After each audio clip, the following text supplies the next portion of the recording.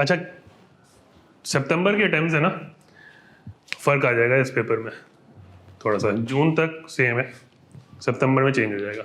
सितंबर में ये 3 घंटे का पेपर हो जाएगा। अब ये भी है नहीं, फर्क क्या है? फर्क ये है कि इसमें प्री सीन मटेरियल अब तक नहीं था। सितंबर से आपको प्री सीन मटेरियल मिल जाएगा, यानी एग्जाम से पहले आपको कुछ मटेरियल मिल जाएगा पिछले हफ्ते में ही। आपको पढ़ना होगा। ये जो केस आ रहा है ना 12 पेजेस का, ये 12 पेज आपको पहले से मिल जाएंगे। ठीक है? तो हाँ, नहीं, चीटिंग तो हो ही नहीं सकती ना। उससे ही पेपर और मुश्किल हो जाएगा। वैसे ये बात बता दूं मैं आपको, वजह क्या है। देखें अभी तक ना हम, क्योंकि इसमें डीप डाइव नहीं हुआ ना इस सब्जेक्ट में, तो आपको ये नहीं पता कि केस आता कैसे है। इसलिए मैंने प्रोजेक्टर लगवाया था कि हमको मैं पास पेपर का एक झलक दिखवा दूँ। पेपर में केस होता है, केस का मतलब है कि वो बिजनेस के बारे में हर चीज़ बता देगा आपको, ठीक है, लेकिन सिनेरियो या प्रॉब्लम नहीं बताएगा। ठीक है? अब क्वेश्चन क्या होगा, जब क्वेश्चन पेपर आएगा ना, क्वेश्चन में वो प्रॉब्लम लिखेगा और बोलेगा अब जो है ना वो ड्राफ्ट करो आप, स्लाइड प्रेजेंटेशन एक्सेट्रा एक्सेट्रा। करना क्या है ये तो आपको पेपर में पता लगेगा जाके। आपको सिर्फ सिनेरियो पता होगा। ठीक है? मिसाल के तौर पे मुझे कहीं जाना है, ठीक है, मुझे उस बिल्डिंग के बारे में पता है, ठीक है, बिल्डिंग मैंने देखी हुई है, बिल्डिंग के अंदर के रूम्स भी देखे हुए हैं। अब मसला ये है कि बिल्डिंग के अंदर के मसले नहीं पता मुझे। अब वो मसले बताएगा आपको और बोलेगा मसले के हल बताओ उधर ही। ठीक है? फर्क क्या होगा, जब ये वाला पेपर था ना 4 घंटे तक का, इसमें आसानी ये थी कि वो मसले इतने ज़्यादा कॉम्प्लिकेटेड नहीं करता था, थोड़े आसान करता था। वजह उसकी ये है कि उसको पता है कि स्टूडेंट का रीडिंग टाइम भी है बहुत ज़्यादा, फिर पेपर की नौयत इस तरह की है कि वो बहुत ज़्यादा टेस्टिंग नहीं करता इन चीज़ों की। ठीक है? मेरा पॉइंट सिर्फ कहने का ये है कि मुश्किल इसलिए हो जाएगा क्योंकि अब उसको पता है कि बच्चा पढ़ के आ रहा है पहले से, in a calm environment, not a nervous environment. ठीक है? एग्जाम सिचुएशन तो डिफरेंट होती है ना। वो अब चीज़ों को थोड़ा कॉम्प्लिकेट करेगा आपके लिए। कॉम्प्लिकेशन से मुराद है कि वो डीप डाइव करेगा मॉडल्स के अंदर, थोड़ा सा टेक्निकल ज़्यादा हो जाएगा, एक्सपेक्टेशन उसकी बढ़ जाएगी। सिंपल पॉइंट मेरा ये है कि एक्सपेक्टेशन बढ़ जाएगी, मेरी भी एक्सपेक्टेशन बढ़ जाएगी। आप किसी को अगर पहले से बता दो कि यार ये होने वाला है तुम्हारे साथ, तो आपकी एक्सपेक्टेशन बढ़ जाएगी कि वो रिस्पॉन्ड डिफरेंट करेगा। ठीक है? पॉइंट सिर्फ इतना है। आसान हो भी सकता है, मुश्किल भी हो सकता है। इट डिपेंड्स ऑन, हाँ, इट डिपेंड्स ऑन योर तैयारी। हाँ, अगर एक बच्चा बहुत अच्छा है ना, उसको बहुत अच्छा आ गया समझ में कि कॉन्सेप्ट्स क्या हैं एक्सेट्रा एक्सेट्रा, वो मटेरियल पढ़ के ना बहुत सारे अंदाजे लगा लेगा कि यार प्रॉब्लम्स क्या आ सकती हैं, या वो कनेक्ट जल्दी करेगा एग्जाम में, उसको ज़्यादा देर नहीं लगेगी कनेक्ट करने में। So it's all about training, जो कि मैं चाह रहा हूँ आप लोगों की हो। ठीक है? मेरे ख्याल में ये बेस्ट अटेम्प्ट है जिसमें निकल सकते हैं बहुत आराम से। ठीक है? क्योंकि आखिरी अटेम्प्ट है इस तरह के मॉडल की, तो वो इस पेपर को डिफरेंट तरीके सुकून से बनाएगा। अगले अटेम्प्ट से तो वैसे ही प्री सीन वाला सीन है। ठीक है? एनीहाउ, ये दोनों सिलेबस पड़े हुए हैं वेबसाइट पे, आप लोगों के पास एक्सेस होगा वेबसाइट का और सिलेबस और मटेरियल्स का ECC की वेबसाइट पे। ये जून 2023 तक है। ठीक है? सिलेबस में बहुत ज़्यादा फर्क नहीं है, सिर्फ प्री सीन को उन्होंने थोड़ा सा चेंज किया। अच्छा, हम पहले टॉपिक समझ लें, फिर हम एग्जाम को देखते हैं। तो क्या प्रेफरेंस है आप लोगों की, पहले टॉपिक्स या पहले सिलेबस देखते हैं? सिलेबस ही टॉपिक्स है, बट मैं टॉपिक्स को थोड़ा सा फ्लो चार्ट के अंदाज से समझाऊंगा। ठीक है? थोड़ा बर्ड्स व्यू लेते हैं। स्ट्रैटेजिक लीडर होता क्या है? किसी भी ऑर्गेनाइजेशन में या किसी भी बिजनेस को खड़ा करने से पहले एक फाउंडर होता है या लीडर होता है या लीडर्स होते हैं, 1 या 2 लोग पार्टनर भी हो सकते हैं। तो एक स्ट्रैटेजिक लीडर कह लें इसको, बंदे को हम स्ट्रैटेजिक लीडर या फाउंडर, यहां से कहानी स्टार्ट होती है। ठीक है? अब ये कौन बंदा होगा?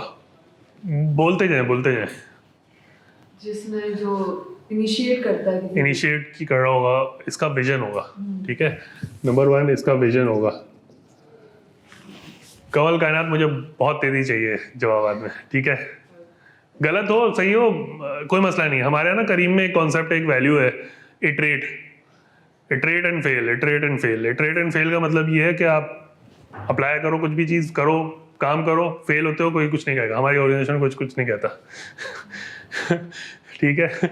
लेकिन इससे पहले वाली ऑर्गेनाइजेशन में बहुत कुछ कहते थे, अकाउंटेबिलिटी बहुत ज़्यादा थी। ऐसे ही है, Dawood Hercules was also a seth company, although वो एंग्रो ग्रुप है, but at the end of the day सेट साहब ही हैं वो, हुसैन दाऊद साहब, ठीक है ठीक है। लेकिन पॉइंट सिंपल सा ही है कि इटरेट करें, फेल हो, इटरेट करें, लाइफ ऐसी ही चलती है। हम सब गलतियां करते हैं, फिर उसको सुधारते हैं, लेसन लर्न करते हैं और बेहतर सोल्यूशंस प्रेजेंट करते हैं। सो यही मैं ट्रेनिंग करना चाहता हूँ। अब घुसे हैं, विजन होगा, ठीक है। इस बंदे, एक लीडर कौन होता है? अच्छा चलो ऐसे पूछते हैं, जिसके पास कोई प्लान होगा। लीडर के पास प्लान होता है, ठीक है। प्लान हो गया, विजन हो गया, प्लान हो गया, और टेकर एक तरह से देखिए। सॉरी, अपने मतलब जो विजन है उसका रूट पूरा बताओ। रूट देख सकता होगा वो, यानी फार साइटेड होगा, ठीक है, फार साइटेड कह लो चलो। और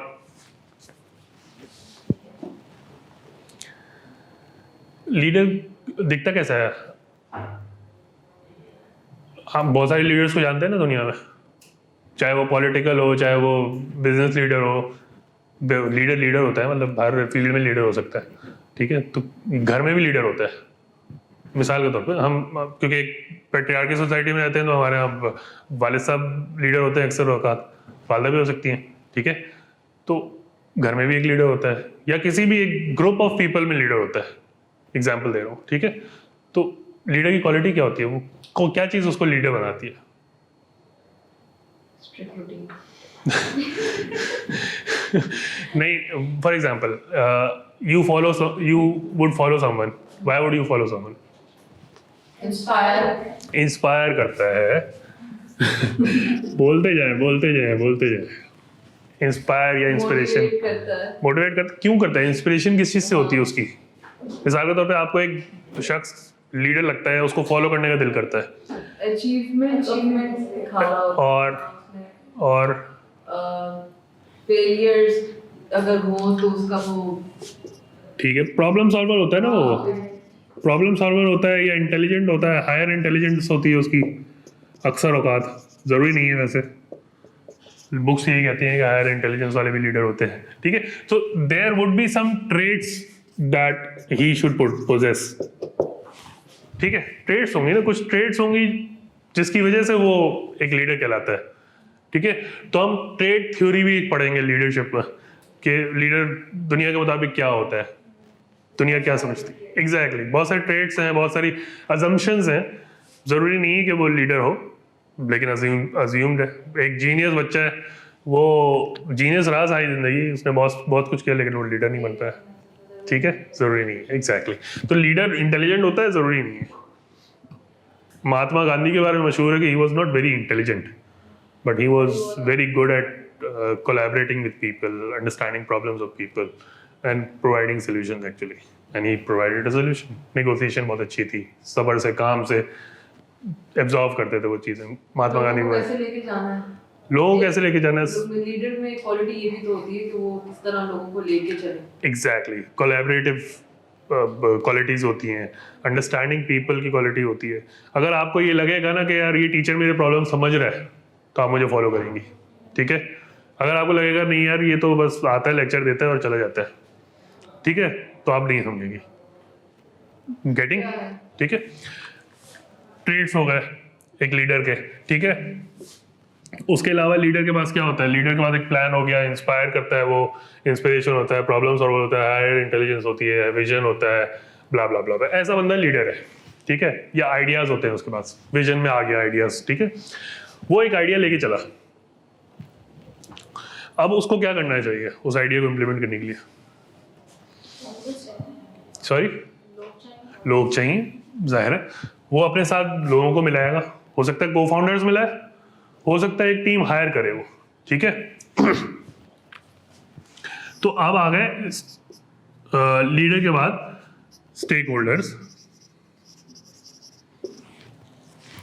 होल्डर्स या एजेंसी कह लें हम इसको, ठीक है। एजेंसी थ्योरी बड़ी इंपॉर्टेंट है बिजनेस में। एजेंसी थ्योरी क्या है? अच्छा, ये एजेंसी वैसी एजेंसी नहीं है जो जिसको हम एजेंसी कहते हैं। Agency theory is about getting things done through someone else, ठीक है। मिसाल के तौर पे एक बिजनेस है, उसमें छोड़ो फिलहाल, एक बिजनेस है उसमें एक फाउंडर है, उसने अपना बोर्ड खड़ा किया हुआ है, बोर्ड है, बोर्ड ऑफ डायरेक्टर्स हैं एक्सेट्रा, ऑडिट वगैरह में पढ़ा होगा थोड़ा बहुत, इसका लॉ में पढ़ा होगा थोड़ा बहुत, हम इसमें डिटेल में पढ़ेंगे ऑडिट और बोर्ड क्या होता है, ठीक है। वो अपने फाउंडर्स के, चलो इसमें बोर्ड भी लिख देता हूँ मैं इजी करने के लिए, ठीक है।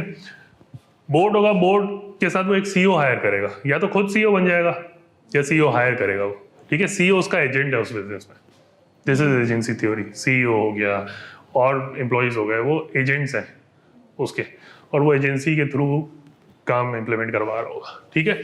सो स्ट्रैटेजिक बिजनेस लीडर ने प्लान विजन किया, उसने लोग हायर किए, ठीक है।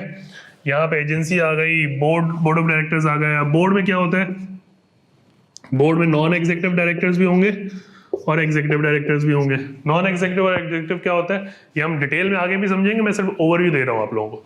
नॉन एग्जीक्यूटिव डायरेक्टर्स वो होते हैं जो एग्जीक्यूशन में नहीं इन्वॉल्व होते, लेकिन डिसीजन मेकिंग जो टॉप लेवल पे हो रही होती है वो बोर्ड मीटिंग्स अटेंड करके वो सजेशंस और डिसीजंस दे रहे होते हैं। एग्जीक्यूटिव डायरेक्टर्स रेगुलर काम में भी इन्वॉल्व होते हैं। One of the key executive director is the CEO himself, ठीक है। अच्छा, इसमें हम ये भी समझने की कोशिश करेंगे इनकी अपॉइंटमेंट, मैं ये थोड़ा रफ सा लिख रहा हूँ, आप लोगों को होपफुली बोलते जा रहा हूँ समझ में भी आ रहा होगा, ठीक है। अपॉइंटमेंट, इनकी remuneration is about what they get.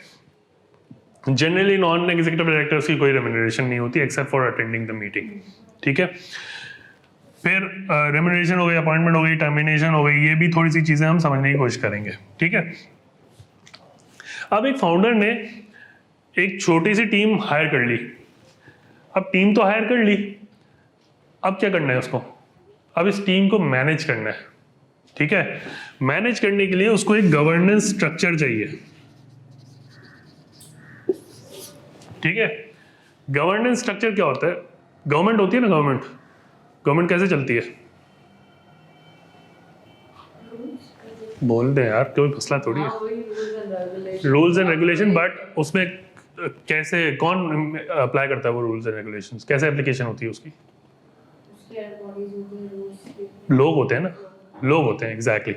एक प्राइम मिनिस्टर है ऊपर, प्राइम मिनिस्टर से नीचे उसकी मिनिस्ट्रीज है, मिनिस्ट्रीज से नीचे पूरी ब्यूरोक्रेसी है, ठीक है, जो गवर्नमेंट ब्यूरोक्रेसी है, ब्यूरोक्रेसी हो गई, फिर नीचे गवर्नमेंट लेवल एम्प्लॉइज हो गए, ठीक है।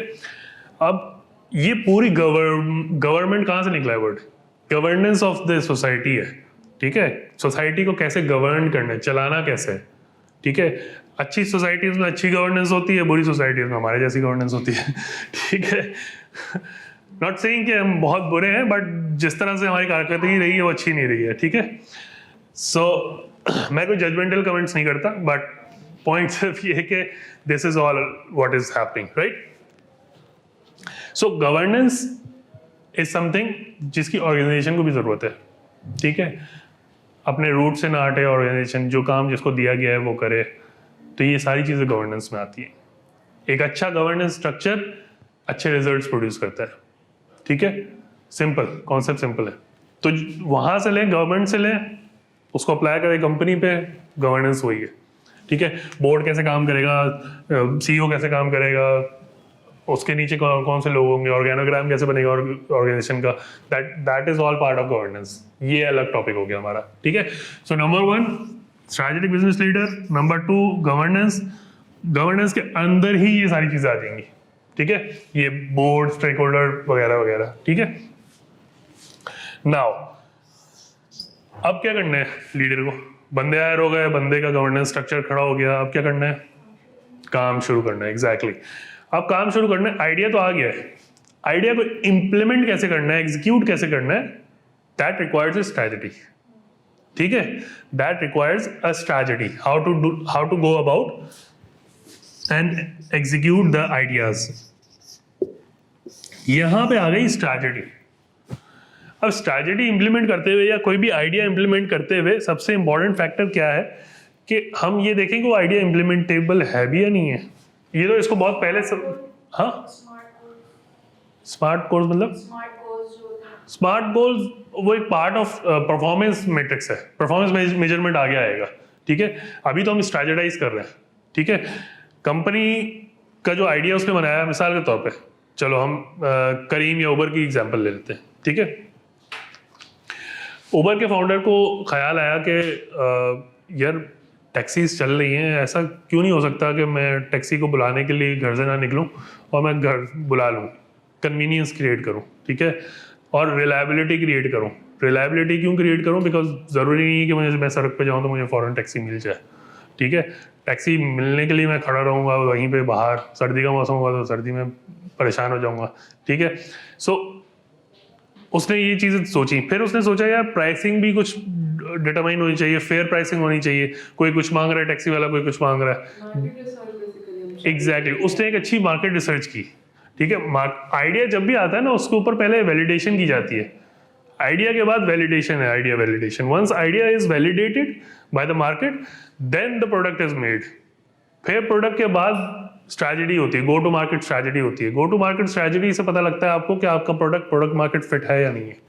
अगर प्रोडक्ट मार्केट फिट नहीं है तो नहीं चलाओ उस प्रोडक्ट को, ठीक है, फेल कर दो। तो उबर ने ये स्ट्रैटेजाइज किया, उसको आइडिया आया, उसने ये सोल्यूशन क्रिएट किया। जब सोल्यूशन क्रिएट हो गया then he presented to the customers. अच्छा, कस्टमर के पास कैसे जाना है, कौन सी मार्केट में मैं ऑपरेट कर रहा हूँ, कैसे कर रहा हूँ, एग्जिस्टिंग कंपटीशन कौन है मेरा। उबर ने जब लॉन्च किया होगा एग्जिस्टिंग कंपटीशन कौन होगा? Normal taxis, exactly. तो वो कैसे रिस्पॉन्ड करेंगी, ठीक है, कंपटीशन कैसे रिस्पॉन्ड करेगा, मार्केट कैसे रिस्पॉन्ड करेगी। उस वक्त कोई रूल्स एंड रेगुलेशंस नहीं थे मार्केट्स में about ride hailing etcetera. Pakistan में तो अब भी बहुत कम है, लेकिन बहुत सारी अच्छी मार्केट्स में जैसे यूएई है, केएसए है, यूएस भी है, वहाँ पे लाइसेंसिंग होती है। हर ड्राइवर की, कैप्टन की लाइसेंसिंग है, हर एक की लाइसेंसिंग है। If you operate without a licence jail है, सिंपल, ठीक है। सो कंपनी को ये देखना पड़ेगा, उसकी कॉस्ट होगी, कॉस्ट टू ऑपरेट होगी, ठीक है। ये सारी चीजें स्ट्रैटेजी का पार्ट आ जाती हैं, ठीक है। अब जब हम स्ट्रैटेजी पे जाते हैं तो हम ये देखते हैं कि स्ट्रैटेजी में दो एलिमेंट्स को हमने देखना है, इंटरनल एंड एक्सटर्नल, ठीक है। इंटरनल में क्या होगा, क्या मेरे पास इतने रिसोर्सेज हैं, नंबर वन, अपना आइडिया एग्जीक्यूट करने के लिए कैसे करूंगा, कौन करेगा, कुछ लोगों की हेल्प चाहिए होगी, पार्टनरशिप्स करनी होंगी। उबर ने क्या किया, उबर ने लीमो कंपनीज के साथ पार्टनरशिप्स की, उनके ड्राइवर्स को यूज किया and they executed a lot of stuff, ठीक है। उबर हो गया, लिफ्ट हो गया, बहुत सारी इस तरह की कंपनीज राइड हेलिंग में, ठीक है। इसी तरह हम दराज की एग्जांपल ले लें, फूड पांडा की एग्जांपल ले लें। Food Panda is a very good example of how market places work, ठीक है।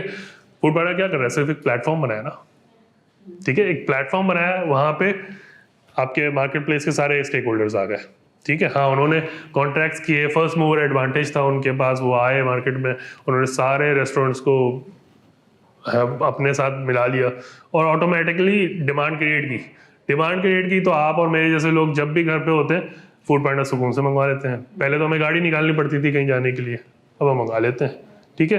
तो फूड पांडा मंगा लेते हैं, तो उसका मार्केट प्लेस का मैकेनिज्म ही इस तरह का है और स्ट्रैटेजी इस तरह की बनाई है उन्होंने कि ऑटोमेटिकली राइडर को भी पता लग जाएगा। एग्जैक्टली, लोगों के लिए भी यूजर फ्रेंडली और मर्चेंट्स के लिए भी यूजर फ्रेंडली।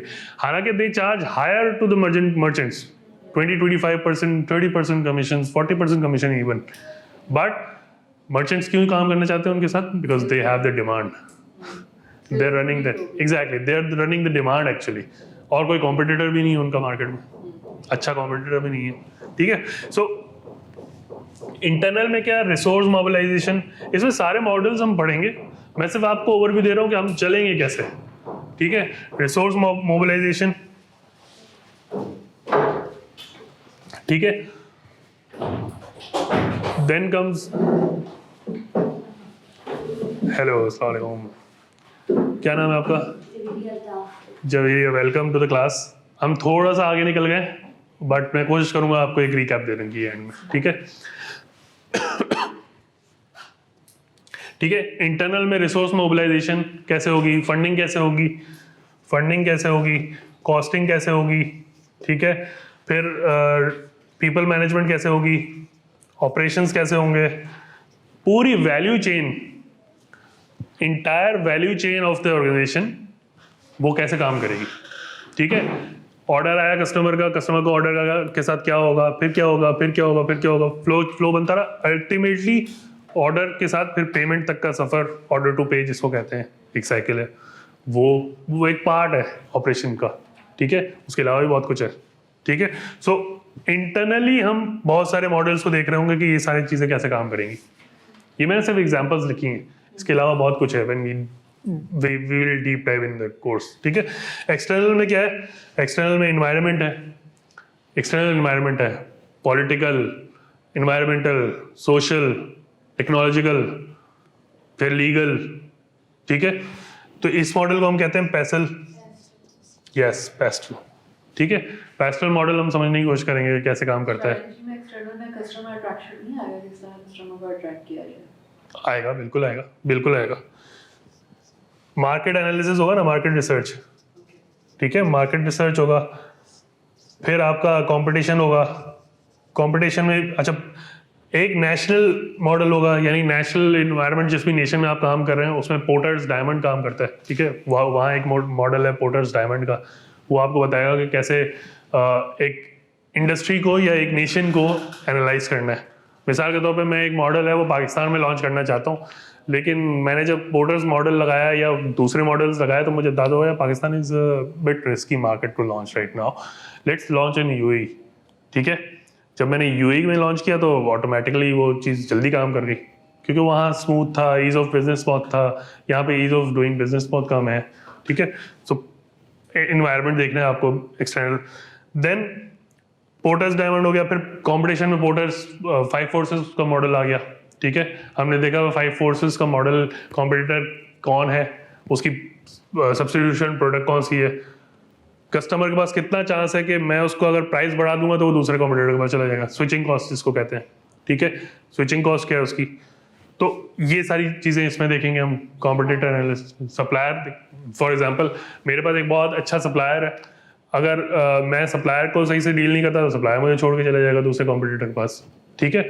सो ये सारे फोर्सेज हैं जो काम करती है मार्केट में, इनके साथ आपको बिजनेस करना होता है, अकेले साइलोज में कभी बिजनेस नहीं होता, ठीक है। तो एक्सटर्नल एनवायरनमेंट को कैसे एनालाइज करना है, that will be part of your strategy, ठीक है। इसमें बहुत सारे मॉडल्स हैं, हम हर एक की डिटेल में अभी नहीं जा रहे। मैं सिलेबस से भी आपको गो थ्रू करवाऊंगा अभी, जो रिटन सिलेबस है ACCA का वो भी हम समझेंगे अभी। उसके बाद फिर हम एक पास पेपर देखेंगे और फिर हम थोड़ा सा आप लोगों के क्वेश्चंस को भी लेंगे, ठीक है। What is the time right now? 1:45 ना, ठीक है, हमारे पास है अभी टाइम, ठीक है। समझ में आ गया? कोई सवाल? मुझे रोक दीजिएगा बीच में प्लीज। जवेरी आप भी रोक सकती हैं, कोई मसला नहीं है। आप भी लेट आएंगे तो कोई मसला नहीं है। हमारा स्ट्रक्चर इस तरह है कि हम इसको इंटरेक्टिव रखेंगे, ठीक है। ऐसा नहीं होगा कि मैं लेक्चर दे रहा हूँ आप लोग सुन रहे हैं सिर्फ। आप लोगों का रेगुलर कमेंट और questions will help this course to become more understandable, right, ठीक है। हमने पहला आधा घंटा इसी में डिस्कशन की है, ठीक है। अच्छा, स्ट्रैटेजी बन गई, हमें ये पता है कि मार्केट में जाना कैसे है, मार्केट में कौन सी फोर्सेस हैं, मार्केट कैसे काम कर रही है, इंटरनली मैं कितना स्ट्रांग हूँ। यहाँ पे एक बहुत अच्छा मॉडल है स्वॉट एनालिसिस, ठीक है। स्वॉट एनालिसिस बहुत अच्छा मॉडल है। वो क्या बताता है आपकी स्ट्रेंथ्स क्या है, आपकी वीकनेस क्या है, अपॉर्चुनिटीज क्या है मार्केट में और थ्रेट्स क्या है, ठीक है। स्वॉट एनालिसिस करेंगे, ये बहुत फेमस मॉडल है।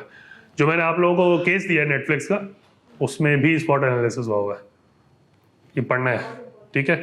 आपको मैं दिला देता हूँ, ठीक है। इनफैक्ट मेरी वाली कॉपी आप ही रख लें, आई डोंट नीड वन।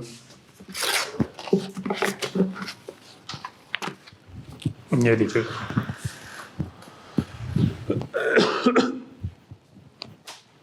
ठीक है।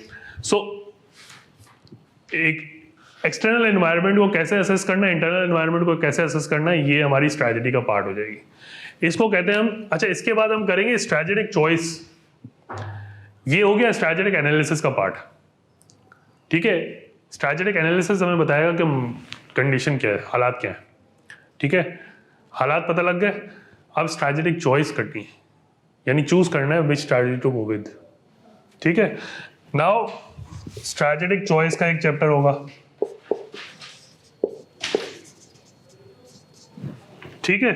फिर एग्जीक्यूशन का एक स्टेप होगा, यानी ये स्ट्रैटेजी एग्जीक्यूट कैसे होगी।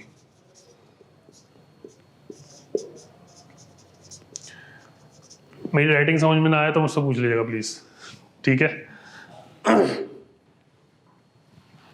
स्ट्रैटेजिक एग्जीक्यूशन का टॉपिक आ गया। स्ट्रैटेजी इस कोर्स का सबसे बड़ा टॉपिक है, ठीक है। तो मोस्ट प्रोबेबली 3 या 4 क्लासेस तक तो जाएगा ये इजीली, ठीक है। और केस स्टडी में भी सबसे ज़्यादा जो टच करेगा एग्जामिनर वो इसी टॉपिक को करेगा और इसके बाद वाले को करेगा जिस पर भी हम आते हैं। सारे स्ट्रेटजी, लीडर, गवर्निंग सब अलग-अलग टॉपिक्स हमारे। ये टॉपिक्स अलग अलग हैं। जैसे फॉर एग्जांपल मैंने उसको 1 का नाम दिया ना, तो leadership is your first topic, then comes 2 governance is your second topic, then comes 3 strategy is your third topic, right. अब जब हमने ये सब एनालाइज कर दिया और हमने एग्जीक्यूट किया, तो क्या ये पॉसिबिलिटी है कि सब वैसा हो जाए जैसा ख्वाब देखा था? नहीं, ऐसा नहीं है। मार्केट वैसे काम नहीं करती जैसे हम सोचते हैं, ये जिंदगी वैसे काम नहीं करती जैसे हम सोचते हैं। Exactly, uncertainty. सो मार्केट में अनसर्टेनिटी है, इंटरनली अनसर्टेनिटी है। मैंने एक फाउंडर को साथ में मिलाया था, उस फाउंडर को दिल नहीं किया, एक दिन अचानक से उसने बोला नहीं मैं आज से काम नहीं करूंगा तुम्हारे साथ। मैं एग्जांपल दे रहा हूँ, ठीक है। या उसको कुछ और इमरजेंसी हो गई, ब्ला ब्ला ब्ला ब्ला, अनसर्टेन इवेंट, क्या हुआ उससे बिजनेस को इफेक्ट पड़ा? सही है, वो बहुत इंपॉर्टेंट चीज़ देख रहा था फाउंडर। मार्केट पाकिस्तान में मैं ऑपरेट कर रहा था, पाकिस्तान में लाइसेंस वगैरह सब मिल गया, अचानक से हुकूमत गिर गई और मामला ख़राब हो गए। जो नई हुकूमत आई उनके साथ मेरी अंडरस्टैंडिंग अच्छी नहीं है, दे डिलेड माई प्रोसेस और ऑटोमेटिकली वो रेड टेपिज्म में मेरा प्रोसेस फंस। कॉस्टिंग अपनी की थी वो ऊपर नीचे, Exactly.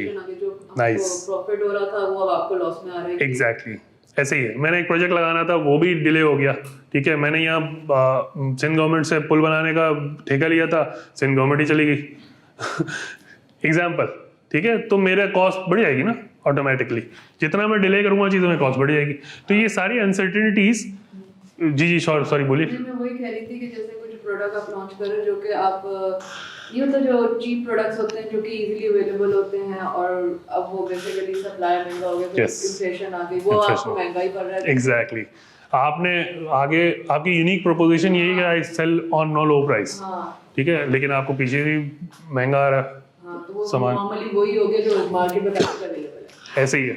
आजकल गाड़ियों की सेल बहुत कम हो गई है पाकिस्तान में, 2-3 रीजंस हैं। नंबर 1, इंटरेस्ट रेट बहुत हाई है, फाइनेंसिंग पॉसिबल नहीं है बहुत आसानी से, ठीक है। 15-16% कैबोर हो गया, मतलब कोई पॉसिबिलिटी नहीं, ठीक है। एक्सचेंज रेट बहुत हाई है, गाड़ियाँ खुद महंगी हो गई हैं, ठीक है। एक 2017-18 में मुझे याद है सिटी गाड़ी वॉज अराउंड 17 lakhs, ठीक है। Today it is around 40 lakhs, ठीक है, 4 साल में। और जिसने फॉर्च्यूनर खरीदी थी पिछले साल तकरीबन कोई 90 lakhs में, आज वो 1.5 करोड़ में बेच सकता है उस फॉर्च्यूनर को, ठीक है। Given an example. So risk बहुत सारे मौजूद है मार्केट में। Whenever you go with a plan there are lot of risk involve, चाहे वो बिजनेस हो चाहे वो लाइफ हो, ठीक है। सो अब आ गया रिस्क, ये आपका 14 चैप्टर हो गया, ठीक है। अब आ गया आपके पास रिस्क, इसकी मैनेजमेंट करनी है। अच्छा, रिस्क आते रहते हैं, ऐसा हो नहीं सकता कि रिस्क आए नहीं, इनएविटेबल है, ठीक है। उसके ऊपर टॉपिक आता है रिस्क मैनेजमेंट का या एंटरप्राइज रिस्क मैनेजमेंट का, एक्सेट्रा एक्सेट्रा, हम सारे ये टॉपिक्स पढ़ेंगे। रिस्क मैनेजमेंट कैसे की जाती है? रिस्क को असेस किया जाता है नंबर 1 कि ये इंपॉर्टेंट भी है या नहीं है, इसकी लाइकलीहुड क्या है, इसकी प्रोबेबिलिटी क्या है। प्रोएक्टिव अप्रोच होती है, राइट। हिस्टोरिकल इवेंट्स पे रिस्क मैनेजमेंट नहीं होती, फ्यूचरिस्टिक इवेंट्स पे रिस्क मैनेजमेंट ज़्यादा अच्छी होती है, ठीक है। हमने देखा कि यार फॉरेन करेंसी और ज़्यादा बढ़ने वाली है पाकिस्तान में, उसको मैनेज करने का क्या तरीका है? पढ़े लिखे लोग हैं आप, फाइनेंस के लोग हैं, सही जा रही हैं आप, सही जा रही हैं। डेरिवेटिव्स, हेजिंग जिसको हम कहते हैं, ज़रूरी नहीं है वो डेरिवेटिव से हो, हेजिंग वैसे भी हो सकती है, ठीक है। तो हमने फॉरेन एक्सचेंज मैनेजमेंट देखी, फॉरेन एक्सचेंज रिस्क मैनेजमेंट देखी, तो हमें पता लगा कि हम इसको इस तरह भी मैनेज कर सकते हैं। या हमारे पास डॉलर का अकाउंट है तो हम जो भी कमा रहे हैं वो डॉलर में पहले कन्वर्ट करके रख लेते हैं, लेकिन उसमें रिस्क ये है कि स्टेट बैंक के पास पैसे नहीं बचे तो वो फ्रीज कर देगा ऐसे अकाउंट्स, ठीक है। सो बहुत सारे रिस्क होते हैं, ठीक है। अच्छा, रिस्क कहाँ से आते हैं? वो लीगल भी आ सकते हैं, वो इकोनॉमिक भी आ सकते हैं, वो फाइनेंशियल भी आ सकते हैं, ऑपरेशनल भी आ सकते हैं, हर तरह के रिस्क हो सकते हैं मार्केट में, ठीक है। जवेरी आप क्या करती हैं? मैं अभी F9 देंगी इंशाल्लाह। आप F9 देंगी, ठीक है। वैसे आप क्या करती? वैसे मैं पढ़ाई पढ़ाई करती है फुल टाइम? जी सर। चलें, ग्रेट, ठीक है। फाइनेंशियल आप भी जून के टाइम देंगी ना, राइट? ऑपरेशनल, फाइनेंशियल, फिर आ गया रेगुलेटरी, स्ट्रैटेजिक रिस्क भी होते हैं। स्ट्रैटेजिक रिस्क क्या है? जैसा हमने सोचा था वैसा हुआ नहीं। सिंपल। ठीक है, लीडर ने सोचा कि मैं इस बिजनेस को बहुत बड़ा बनाऊंगा, या उसने सोचा मैं यूएस लेके जाऊंगा इस बिजनेस को, लेकिन वो यूएस नहीं जा पा रहा क्योंकि उसमें रिस्क इन्वॉल्व है बहुत सारे। यूएस की गवर्नमेंट को बहुत सारे अप्रूवल्स चाहिए, बहुत सारी रेगुलेटरी रिक्वायरमेंट्स हैं, वहाँ फंस गया वो। ठीक है, तो यहाँ सारा रिस्क मैनेजमेंट आता है। ठीक है, उसको मैनेज कैसे करना है, ऑपरेशनल रिस्क में कंट्रोल लगाने हैं। फॉर एग्जांपल बैंक, बहुत बेसिक सी एग्जांपल है जो आप लोगों ने ऑडिट में भी पढ़ी होगी। बैंक रिकंसिलिएशन क्यों बनती है? सर ये हमारा जो बैलेंस आया हुआ है, जीएल में हमारा जो बैलेंस आया हुआ है और हमारा बैंक में जो बैलेंस आया है, अब कुछ चीज़ें होती हैं तो कि उसमें एडिशन नहीं हुई, तो हम लोग सिर्फ देख रहे होते हैं कि अगर ये चीज़ें ऐड करके हमारा जो बैलेंस लास्ट में बचा है वो है या नहीं। ठीक है, कंट्रोल पर्पस के लिए। कंट्रोल पर्पस के लिए। कमल, देखिए, बैंक रिकंसिलिएशन बनाने का सिंपल सा मकसद है कि हमें ये इंश्योर करना है कि जो बैंक में पैसा पड़ा है कंपनी के बुक्स में भी वही पैसा है या नहीं है। सिंपल। रिकंसिलिएशन का मतलब यही होता है कि reconcile your understanding with the external understanding. Simple. ठीक है, सो वो एक कंट्रोल है। रिस्क क्या है इसमें? रिस्क ये है, रिस्क क्या था? रिस्क ये था कि मेरी जो बैंक में पैसे पड़े हैं वो कंपनी के बुक्स के साथ मैच नहीं करेंगे। ये रिस्क था। मैनेज कैसे किया मैंने एक बंदा बिठा दिया जो डेली बेसिस पे रिकंसिलिएशन बना के अप्रूवल करवाएगा। ठीक है, और कोई भी अनआइडेंटिफाइड आइटम्स होंगे वो उसको आइडेंटिफाई करेगा और रिकंसाइल कराएगा कहीं से भी। वहाँ से फ्रॉड्स भी आइडेंटिफाई होते हैं, etcetera etcetera. It's a very good control. ठीक है, तो यहाँ भी रिस्क मैनेजमेंट आ गई। ठीक है, मार्केट में कंपटीशन है। कंपटीशन क्या है? रिस्क है ना। ठीक है, करीम की रिस्क मैनेजमेंट मैं करता हूँ। कंपटीशन को, पाकिस्तान में कंपटीशन है करीम के लिए? ऊबर था और कौन है? InDrive is a big competition for us, right? So उसका रिस्क मौजूद है। ठीक है, इसी तरह मीना रीजन में जो हमारे पास लोग हैं वहाँ भी कंपटीशन आ रहा है बहुत सारा। उबर तो ऑपरेट कर ही रहा है, लेकिन उबर क्योंकि हमारी पेरेंट कंपनी है तो it's a structural competition rather than a direct competition. Sir अगर वैसे देखा जाए कि जैसे view point, general view point में हाँ श्योर। एक रिस्क ये है कि अब वो करीम जो है एक अफोर्डेबल चीज़ में नहीं आ रही। ये एक चीज़ है जिसकी वजह से अब उसकी मार्केट, पहले जैसे मैं बहुत यूज़ करती थी, कभी ऑफिस जाना कभी जाना, अब मेरा डाउन हो चुका है। बिकॉज वही प्राइस आप जैसे हम बंदा बाहर जाता था कोई भी राइड ले लेता था उसको, अब करीब में वो उसकी डबल द प्राइस होती है, तो उसकी मार्केट डाउन हो सकती है। बिल्कुल हो सकती है, बिल्कुल हो सकती है। आप सही कह रही हैं। पब्लिक ट्रांसपोर्ट बहुत इजी हो रही है, जो पहले था वही दोबारा से वही हो रहा है। ऐसे ही होता है, ऐसे ही होता है। मार्केट अगर आप ऐसा सही से नहीं करो, मार्केट की अंडरस्टैंडिंग सही नहीं होगी तो आपकी प्राइसिंग सही नहीं होगी। और समटाइम्स पहले करीम इसलिए सस्ता होता था, आपको प्रोमोज देता था। अभी भी प्रोमोज नहीं है? कभी कभार देते हैं ना, अब तो हमेशा नहीं देता। बीच में तो रुक गया था बिल्कुल प्रोमोज देने का सिलसिला, जो कि गलत था। ठीक है, बट अगेन पॉइंट, बहुत थी सर। अफोर्डेबल पहले इसलिए थी ना क्योंकि पहले बहुत सारे मसले नहीं थे। पहले इकोनॉमिक मसले नहीं थे, पेट्रोल फ्यूल प्राइसेस हाई नहीं थे, कैप्टन्स की अर्निंग्स हो रही थी पहले फंडिंग बहुत थी मार्केट में। ठीक है, स्टार्टअप्स के पास भी बहुत सारे फंडिंग थी। ठीक है, पैसा बहुत था करीम के पास भी और बाकी लोगों के पास। पैसा बहुत होगा तो क्या करेंगे? कस्टमर एक्विजिशन पे लगाएंगे ना। मिसाल के तौर पे मैं एक नया मॉडल लेके आ रहा हूँ मार्केट में। ठीक है, अगर मैं कोई नया मॉडल लेके आ रहा हूँ, मैं इस ग्लास को इस ग्लास पूरी दुनिया में इस तरह बनता है। ठीक है, मतलब एक कंटेनर की तरह बनता है, राइट? अगर मैं ग्लास का शेप ही चेंज कर दूँ, ट्रायंगल बना दूँ, इसको बना सकता हूँ मैं? चलो बना दिया, ठीक है, but will that be acceptable to the general public? Foreign से नहीं होगा। अगर मैं उसको बना दूंगा ऐसा कि यार ट्रायंगल में पीने का ना मजा ही अपना है। ठीक है, हाँ एग्जैक्टली, मैंने उस पर ब्रांडिंग कर दी उसका, मैंने एक बहुत अच्छा स्टार उसके साथ एसोसिएट कर दिया, वो पी के दिखा रहा है बेहतरीन तरीके से। एग्जैक्टली। तो मैंने उसकी मार्केट एक्सेप्टेंस के लिए बहुत खर्चा किया। इसको कहते हैं कस्टमर एक्विजिशन कॉस्ट। ठीक है, कस्टमर एक्विजिशन कॉस्ट एक हद तक बर्दाश्त कर सकता है बिजनेस। उसमें हो क्या रहा होगा, मिसाल के तौर पे मेरे पास आ रहे हैं 10 कस्टमर्स, मेरी कॉस्ट ऑफ कस्टमर एक्विजिशन 100 रुपये है अभी, तो हर कस्टमर पे 10 रुपये लगा रहा हूँ ताकि वो मेरे पास आए, और ग्लास 5 रुपये का है, ठीक है, तो होगा क्या, ऑटोमेटिकली बिजनेस लॉस पे होगा यूनिट इकोनॉमिक्स में। यूनिट इकोनॉमिक्स में जब वो लॉस में होगा तो वो ज़्यादा अरसे तक सस्टेनेबल नहीं होगा। हाँ, उसको पीछे से फंडिंग मिल रही है इन्वेस्टर की तरफ से, तो वो लगाता रहेगा आप पे पैसे। आप उनको बताएंगे कि 5 रुपये का 5 रुपये का ले लो, बेहतरीन है, ज़बरदस्त है, बहुत मज़ा आता है, ठीक है। कभी कभार ब्रांड को बहुत अच्छा बना देना तो आपको बुरी चीज़ भी अच्छी लगने लगती है, ठीक है। तो सिंपल है ना, this is what branding is, this is what strategy is actually.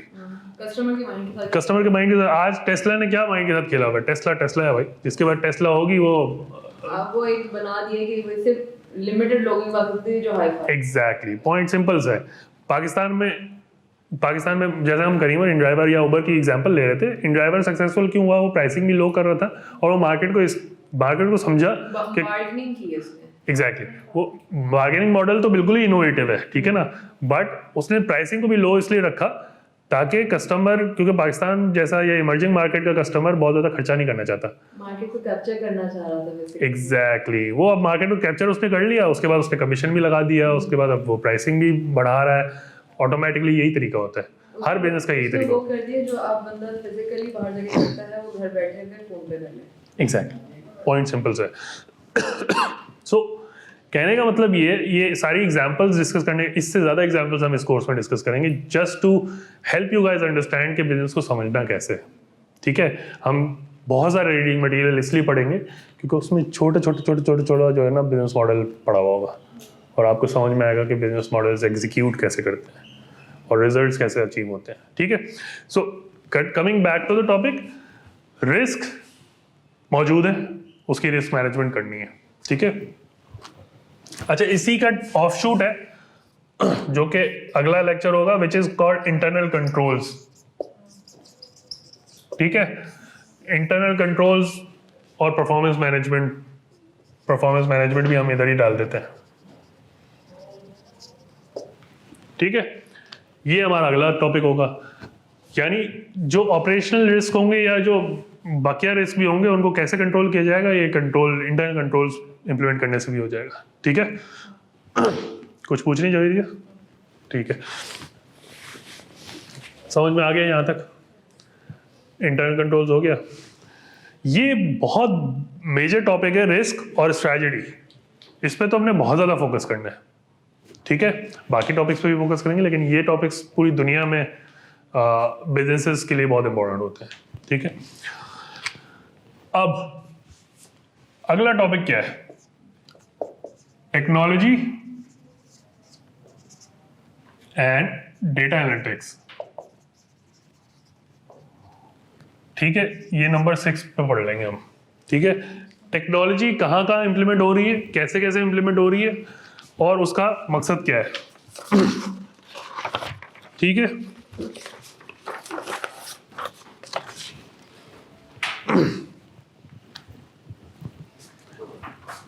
समझ में आ गई बात आपको। अब किसी भी बिजनेस को चलाने के लिए प्लानिंग करनी होती है, ठीक है। प्लानिंग होगी, कंटिन्यूस प्लानिंग होगी, रेगुलर प्लानिंग होगी। बहुत सारी कंपनीज में फाइनेंशियल प्लानिंग एंड एनालिसिस का डिपार्टमेंट होता है, ठीक है, या उसको बिजनेस फाइनेंस भी कह सकते हैं आप लोग। वो करता क्या है, वो ये देखता है कि कंपनी के पास कितने रिसोर्सेज हैं, उसका ऑब्जेक्टिव यही है कि कंपनी की रिसोर्स मैनेजमेंट कैसे करनी है to achieve the goals and objectives of the company, simple. और वो फाइनेंस होता है, वो नंबर्स के साथ खेलता है और बिजनेस लीडर्स को बताता है कैसे इन गोल्स को आप अचीव कर सकते हो with the existing finances that you have. If you need more funding they will be the one who will be telling you, ठीक है। जो ब्रिक एंड मोटर बिजनेसेस होते हैं, ब्रिक एंड मोटर बिजनेसेस में ये वहाँ भी सिमिलर कॉन्सेप्ट है, जो टेक कंपनीज हैं उनमें भी सिमिलर कॉन्सेप्ट है। कॉन्सेप्ट हर जगह बिजनेस का सेम है, सिर्फ एग्जीक्यूशन का फर्क है, स्ट्रैटेजीज का फर्क है, ठीक है। तो अगला टॉपिक जो हम समझेंगे, जिसको आप लोगों ने टेक्निकली बहुत समझा है, फाइनेंशियल मैनेजमेंट। पढ़ के आए हैं आप लोग, बिल्कुल पढ़ के आए होंगे। फाइनेंशियल मैनेजमेंट और पी सीरीज में भी एडवांस फाइनेंशियल मैनेजमेंट ऑप्शनल के तौर पे मौजूद है, ठीक है। तो फाइनेंशियल मैनेजमेंट वो टेक्निकली आप लोग समझेंगे, एनपीवी कैसे कैलकुलेट करनी है, कोई भी बिजनेस कैसे फिजिबल है, उसको करना चाहिए नहीं करना चाहिए, एक्सेट्रा एक्सेट्रा, ठीक है। लेकिन अब फाइनेंस के तौर पे हमने फाइनेंशियल मैनेजमेंट तो करके दे दी। मेरा सेठ बोल रहा है कि मुझे एक और फैक्ट्री लगानी है, मैंने उसको सब कुछ बना के दे दिया, सर कितना खर्चा आएगा, कैसे बनी बिल्डिंग बनेगी, कितने लोग हायर करने होंगे, ब्ला ब्ला ब्ला, इस तरह से कि प्रोडक्शन कितनी निकलेगी, उसकी सेल कैसे होगी, उसमें से सेल में से प्रॉफिट कितना बनेगा, रेवेन्यू कितना बनेगा, आपकी इन्वेस्टमेंट पे बैक कितने अरसे में हो जाएगी, और अल्टीमेटली 10 साल के अंदर अंदर ये कितना प्रॉफिटेबल हो जाएगा, और इसकी आज की वैल्यूएशन कितनी है, सब मैंने बना के दे दिया उसको, ठीक है। This is financial management, right, ठीक है। अब फाइनेंशियल मैनेजमेंट तो मैंने करके दे दी, सेठ के पास आ गई सारी कैलकुलेशंस। सेठ देख के बोल रहा है सही है, पॉजिटिव एनपीवी तो लेके आ गए हो तुम, लेकिन ये बताओ कि इस पे रेगुलेशंस क्या चल रही है आजकल, ठीक है। वहाँ मामला आ गया तो फाइनेंशियल वो डॉक्यूमेंट जो है ना वो साइड पे हो गया, ठीक है। या सेठ किसी पर्टिकुलर गवर्नमेंट का फेवरेट है तो वो बोल रहा है अभी नहीं करेंगे ये प्रोजेक्ट, अगली गवर्नमेंट में करेंगे। आपको पता है लकी वन, जो ये वैसे ऑफ द रिकॉर्ड होना चाहिए, लेकिन लकी वन जो मॉल है वो एक गवर्नमेंट का वेट करने के बाद बना था। हालांकि प्लानिंग सब हो गई थी, ठीक है। Just because these are the things that are, जरूरी नहीं है बट एक्सपेक्टेशंस होती हैं, सबको पता होती हैं बहुत सारी चीजें। This is how things work in establishments, governments etcetera etcetera, ठीक है। सो वो इसलिए था क्योंकि वो वेट कर रहे थे कि सही बिजनेस, सस्टेनेबल बिजनेस करने के लिए सही इन्वायरमेंट उनको चाहिए था। ये रिस्क है ना, कोई गवर्नमेंट अगर मेरे फाउंडर के साथ खुश नहीं है, मिसाल दे रहा हूँ, कोई फाउंडर के साथ मेरे गवर्नमेंट खुश नहीं है, या मेरे फाउंडर ने कोई बयानबाजी कर दी थी टीवी पे जाके, और फाउंडर के साथ गवर्नमेंट वो वाली पॉलिटिकल पार्टी खुश नहीं है, तो क्या होगा, वो पॉलिटिकल पार्टी उसको तंग करेगी प्रॉब्ली बिजनेस में, ठीक है, तंग करेगी। तो ये रिस्क मौजूद है, ठीक है। पढ़ा लिखा रिस्क नहीं है लेकिन रिस्क है, it's a political risk, it's external risk that the business has. तो उसकी मैनेजमेंट कैसे होगी, उसकी मैनेजमेंट यही होगी या तो काम नहीं करो, या काम करना है तो उसको मिटिगेट करो, या अपने ताल्लुकात बेहतर करो, बीच में निगोसिएशंस करो, एक्सेट्रा एक्सेट्रा एक्सेट्रा, बहुत सारे तरीके होते हैं। ये बहुत कोर रॉ रिस्क हैं जो मैं आपको बता रहा हूँ। वैसे तो हम बड़े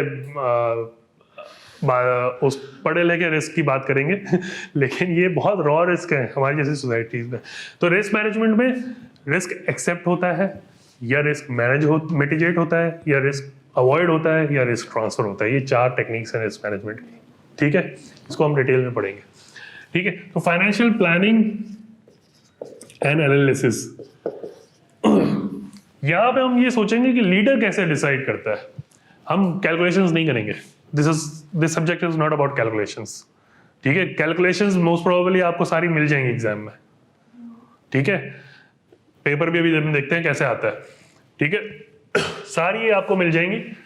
आपको करना सिर्फ ये है कि आपको ये चीज समझ में आनी चाहिए कि करते कैसे, ठीक है। तो ये आ गया हमारा 7वां टॉपिक इजीली। अच्छा, यहां पे मैं एक चीज लिखना शायद भूल गया, इंटरनल कंट्रोल्स में ऑडिट भी है, यहां पे ऑडिट भी समझेंगे हम। ऑडिट किसी भी कंपनी को चलने के लिए ऑडिट की जरूरत पड़ती है ना, वरना कैसे चलेगा काम। जब भी तो हमारा रोजी रोटी चल रही है हमारे जैसे प्रोफेशंस की, ठीक है। आखिरी टॉपिक, बड़ा मजे का टॉपिक है ये, 8 टॉपिक। स्ट्रैटेजी कभी कामयाब होती है, कभी नहीं कामयाब होती, ठीक है। कुछ ऑर्गेनाइजेशंस हैं जो बुरे हालात से गुजर रही होंगी, ठीक है। बुरे हालात में क्या होता है, उनको अपनी स्ट्रैटेजी चेंज करनी होती है, ठीक है, या चेंज लाना होता है किसी भी ऑर्गेनाइजेशन में। फॉर एग्जाम्पल, एक बहुत ही सेठिया कंपनी है, उसको हमने मल्टीनेशनल के जैसा कल्चर बनाना है उधर। मैं एग्जांपल दे रहा हूँ, ठीक है। क्या करना पड़ेगा, आइडिया दें। मल्टीनेशनल की तरह कल्चर अच्छा बना रहा हूँ उसका, मुझे कल्चर अच्छा करना है उसका। तो हमें सबसे पहले ये देखना होगा ना कि मल्टीनेशनल कंपनी ऐसा करती क्या है जो कि, ठीक है, उनको उनकी सब आ गया मेरे पास, अब क्या करूँ। इम्प्लीमेंटेशन होनी चाहिए। कौन करेगा, वही करेगा जो पहले गंदा कर चुका है। नहीं, चेंज एजेंट लाना पड़ेगा, ठीक है। चेंज एजेंट कौन होते हैं, नया सीईओ लाना पड़ेगा जो उधर से आया होगा जहाँ का कल्चर हमें बनाना है, ठीक है। तो उसको ज़्यादा अंडरस्टैंडिंग होगी ना वहाँ कल्चर कैसा होता है, बजाय इसके कि उसी सेठ को मैं बोलूँगा हाँ भाई कल्चर चेंज करो, उसकी शक्ल देख के लोग डर जाते हैं। सिंपल है ना। हमारे बोर्ड चेंज करने की बात करें, बोर्ड भी चेंज कर सकते हैं अगर शेयर होल्डर माने, अगर शेयर होल्डर नहीं मानेंगे तो बोर्ड चेंज नहीं होगा, लेकिन सीईओ तो चेंज हो सकता है ना। कब चलाना तो कंपनी को सीईओ ने, बोर्ड ने थोड़ी चेंज चलाना है, चलाना सीईओ ने कंपनी को है। मैं एक एग्जांपल देता हूँ, पाकिस्तान में लकी सीमेंट एक ग्रुप है, lucky group is very big, ठीक है, वेरी बिग, बट वो सेठ की कंपनी है। वहाँ के सेठ से इंटरेक्ट करें आप तो सेठिया फील आता है, ठीक है। But they acquired ICI Pakistan which was a multinational company इन पाकिस्तान, ठीक है, दे एक्वायर्ड इट, उनकी कंपनी है वो, ठीक है, YBG ग्रुप की। अब क्या हो रहा है, ICI का कल्चर डिफरेंट है, लकी सीमेंट का कल्चर डिफरेंट है। क्यों? CEOs दोनों जगह डिफरेंट है। वहाँ उन्होंने वही CEO रिटेन किया ICI में जो था पहले से, Asif Juma is his name, but he is a very well educated and well cultured guy, ठीक है। उस शख्स को उधर ही किया और उधर की मैनेजमेंट ने सेट्स को बोला हुआ है कि आप हमारे कल्चर को ख़राब नहीं करेंगे, ठीक है, वरना हमारी परफॉर्मेंस नहीं आएगी, because culture is directly proportional with the performance, ठीक है। अच्छे कल्चर्स की ऑर्गेनाइजेशन अगर आप देखें तो वहाँ के लोग बहुत ज़्यादा तरक्की करते हैं। क्यों? क्योंकि वहाँ ग्रोथ माइंडसेट होता है, प्रॉब्लम सॉल्विंग एटीट्यूड होता है और उसको इंकरेज किया जाता है। जैसे मैं बोल रहा हूँ iterate and fail, iterate quick and fail. यहाँ जो जो ऑर्गेनाइजेशन इस फंडे को लेकर चलती है ना, वहाँ लीडर्स पैदा होते हैं क्योंकि वो फेलियर से डरते नहीं है ना फिर, ठीक है। फेलियर की अकाउंटेबिलिटी कम, फिर मतलब अकाउंटेबिलिटी ऑब्वियसली होनी चाहिए, बट अकाउंटेबिलिटी का मतलब ये नहीं कि आप एक्सपेरिमेंटेशन को रोक दें, ठीक है। तो innovative companies like Google, Microsoft, these have culture of innovation, और कल्चर ऑफ इनोवेशन का मतलब यही है कि आप करो, रिस्क लें और करें, और फेल होते हैं तो कोई मसला नहीं है, फाइन इनफ, ठीक है। सो आखिरी टॉपिक जो है enabling success and change management है, ठीक है। ये 8 ब्रॉड टॉपिक्स हैं, इसके नीचे बहुत कुछ है, मैं अभी सिलेबस खोलता हूं तो हम मजीद इसको डिस्कस करते हैं। एक लीडर होता है हर ऑर्गेनाइजेशन का, ठीक है, फाउंडर होता है जिसके पास एक आइडिया होता है, विजन होता है कि मुझे ये बनाना है, ठीक है। उसकी कुछ क्वालिटीज होती हैं जब भी वो एक लीडर बनने की कोशिश कर रहा होता है या लीडर बन जाता है अल्टीमेटली। वो फिर जब आइडिया उसको एग्जीक्यूट करना होता है तो वो एक बोर्ड बनाता है, कुछ लोगों को अपने साथ मिलाता है, टीम बनाता है, एजेंसी बनाता है। एजेंसी मीन्स किसी को हायर करता है, बेसिकली एजेंट ही हुआ ना उसका, ठीक है। और फिर उसको उस टीम को मैनेज करना होता है। मैनेज करने के लिए उसको एक गवर्नेंस स्ट्रक्चर चाहिए होता है। नेक्स्ट टॉपिक गवर्नेंस स्ट्रक्चर, ठीक है। उसके बाद वो आइडिया को कैसे इंप्लीमेंट करेगा, कैसे कस्टमर तक ले जाएगा, कैसे दूसरे स्टेक होल्डर्स तक ले जाएगा, स्ट्रैटेजी बनाएगा, ठीक है। स्ट्रैटेजी में उसको एक्सटर्नल और इंटरनल फोर्सेस दोनों को देखना होगा।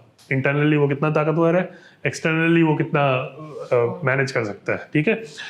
देन स्ट्रैटेजिक चॉइस करेगा, वो पहले स्ट्रैटेजिक एनालिसिस बनाएगा। एनालिसिस से मुराद है कि वो पहले पूरी पिक्चर देखेगा, कहाँ कहाँ मैं वीक हूँ, स्ट्रांग हूँ, ब्ला ब्ला ब्ला। देन स्ट्रैटेजिक चॉइस का टाइम आएगा, he will make a choice, ठीक है। फिर स्ट्रैटेजी एग्जीक्यूट करेगा। एग्जीक्यूशन के दौरान रिस्क आएंगे उसके, ठीक है, रिस्क मैनेज करता रहेगा रेगुलरली, ठीक है। इंटरनल कंट्रोल्स इंप्लीमेंट करता रहेगा रेगुलरली, जिसके लिए वो लोग बिठाएगा। केपीआईज में मॉनिटर, केपीआईज मॉनिटर क्या, परफॉर्मेंस मैनेजमेंट क्या है, एक सब्जेक्ट है आप लोगों का परफॉर्मेंस मैनेजमेंट के ऊपर, ठीक है। क्या क्या करता है वो काम, performance management? Performance indicators, exactly. मिसाल के तौर पे मेरी रेवेन्यू इतना आना चाहिए, मैं परफॉर्मेंस का ये इंडिकेटर रख रहा हूँ, ये केपीआई रख रहा हूँ, उसको मैं कैसे अकाउंटेबल करूँगा, कैसे उसकी स्टीवर्डशिप करूँगा किसी भी कंपनी में, that is all about performance measurement, ठीक है। So performance management, internal controls और ऑडिट हम एक साथ पढ़ेंगे, ठीक है। फिर ये टॉपिक थोड़ा सा टेक्नोलॉजी और डेटा एनालिटिक्स का डाला हुआ है इस कोर्स में, because today businesses have to be, exactly, today businesses have to understand technology and data analysis, ठीक है।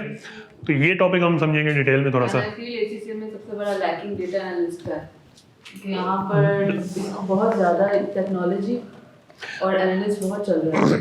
बिल्कुल चल रहा होगा, लेकिन ACCA को डेटा एनालिस्ट नहीं बनना चाहिए, बिजनेस एनालिस्ट बनना चाहिए। दोनों मतलब इन हाँ ऑब्वियसली आपको देखिए, आपको ACCA जो है ना वो हर चीज़ नहीं सिखा पाएगा। मेरी असेसमेंट के मुताबिक ACCA आपको सिखाएगा कि बिजनेस को कैसे समझना है, ठीक है। ये कोडिंग या ये जो SQL वाली और डेटा एनालिस्ट वाली जो खूबी है या क्वालिटी है या क्या बोलते हैं उसको, ट्रेनिंग है, ये आप अलग से भी ले सकते हैं। वन कोर्स में भी डाली जा सकती है, बिल्कुल डाली जा सकती है, बट उसकी यूटिलिटी कितनी है ये समझने वाली ज़रूरत है, ठीक है। मैं इसलिए तो कह रही हूँ कि डिमांड्स काफ़ी इंक्रीज हुई हैं। ये उन कंपनीज में डिमांड है जहाँ पे डेटा पे बहुत अच्छा काम होता है। जहाँ पे एक्सेल पे ही काम होता है ना अभी भी, तो एक्सेल को तो कोई मसला नहीं है। Excel you should know as a basic, ठीक है। वो तो बेसिक है, वरना तो आप इंडस्ट्री में काम ही नहीं कर सकते ना, सिंपल, ठीक है। तो एक्सेल और माइक्रोसॉफ्ट ऑफिस तो आपको सीखना ही सीखना पड़ेगा, या माइक्रोसॉफ्ट ऑफिस कह लो या ऑफिस कह लो, आपको सीखना ही सीखना पड़ेगा, ठीक है।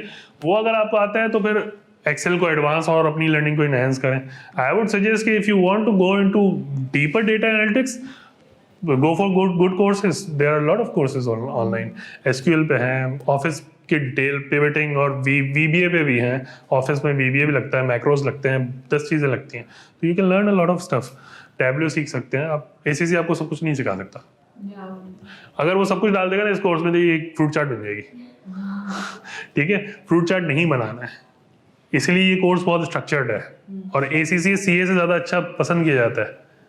मैं खुद पसंद करता हूँ, क्योंकि मैं हालांकि चार्टर्ड अकाउंटेंट हूँ फ्रॉम ICAP, बट ICAP में बहुत सारी चीज़ें हैं स्ट्रक्चर्ड, अब हो गई हैं बहुत सारी चीज़ें, लेकिन ACCA is more structured than CA, ठीक है।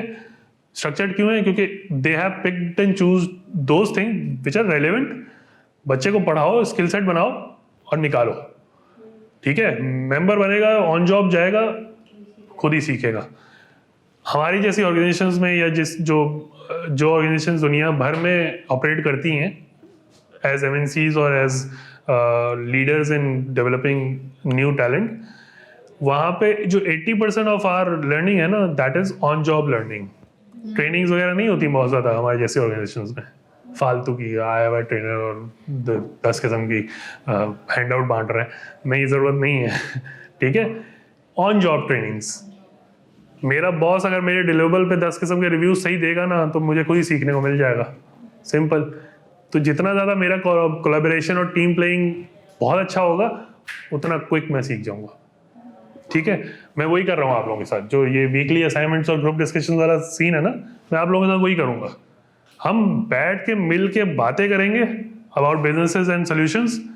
आप 6 महीने बाद अपने आप को देखेगा, आप ऐसी बातें कर रहे होंगे जो आपको भी नहीं पता होगा कि why am I talking like this, ठीक है।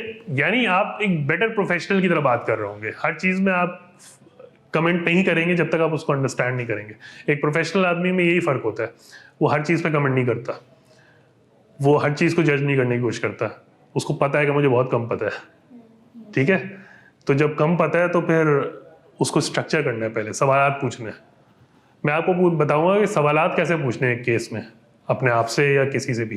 केस इंटरव्यूज होते हैं। मैकेंजी की एग्जांपल दे रहा था आप लोगों को।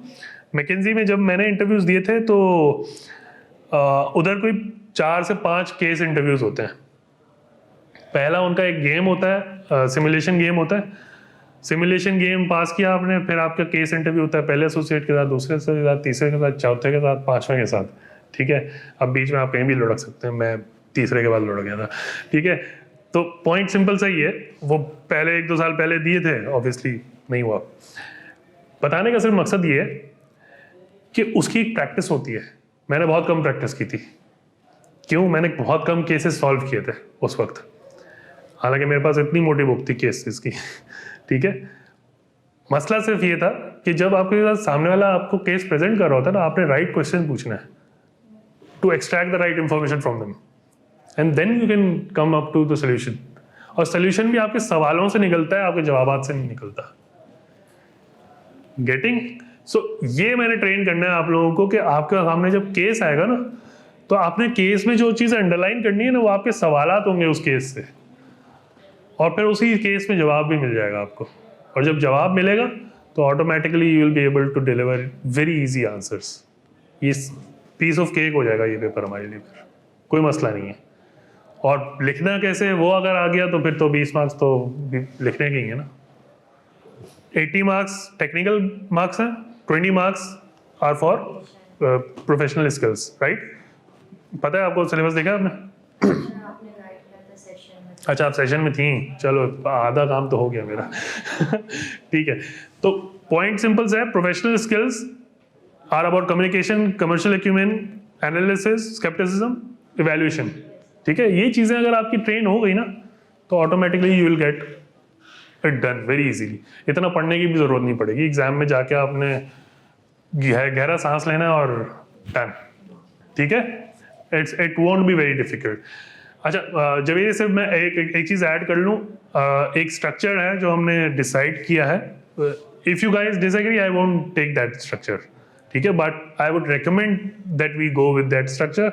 इटरेट करेंगे, नहीं समझ में आया we'll change the structure as well, कोई मसला नहीं है। ठीक है, मैं वीकली बेसिस पे आप लोगों को कुछ केस दूंगा या आर्टिकल दूंगा या ओपिनियन दूंगा, ब्ला ब्ला ब्ला, बहुत सारी चीज़ें पड़ी हुई हैं। ठीक है, आज के हालात के हिसाब से, जैसे आज टेक में क्या हो रहा है, आप लोगों के ACC के एग्जाम में ना अक्सर यही आ रहा है आजकल। एयरबीएनबी केस दे दिया, कोविड के दौरान जो टेक कंपनीज ने किया वो केस दे दिया उठा के, रियल लाइफ केसेस ये सारे उधर से उठाते हैं, हार्वर्ड और इधर उधर से उठा के आपके एग्जाम में डाल देते हैं। ठीक है, वही तरह के केसेस मैं आपको वीकली बेसिस पे दूंगा। आप लोगों ने करना सिर्फ ये होगा कि वीकली बेसिस पे संडे को फॉर एग्जांपल दिया, आपने अगले सैटरडे तक उसको पढ़ना है। ठीक है, पढ़ के आपने उसमें से अपना एनालिसिस बनाना है, एवेल्यूशन बनाना है। Better if you can write about it. ठीक है, हाँ